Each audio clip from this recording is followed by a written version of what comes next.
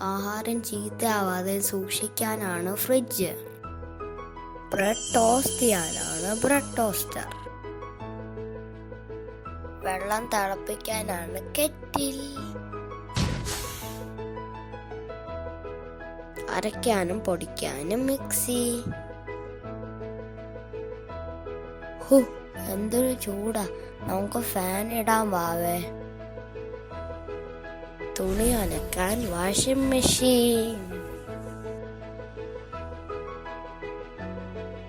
Hi television, നമുക്ക് cartoon കാണാൻ വാവേ.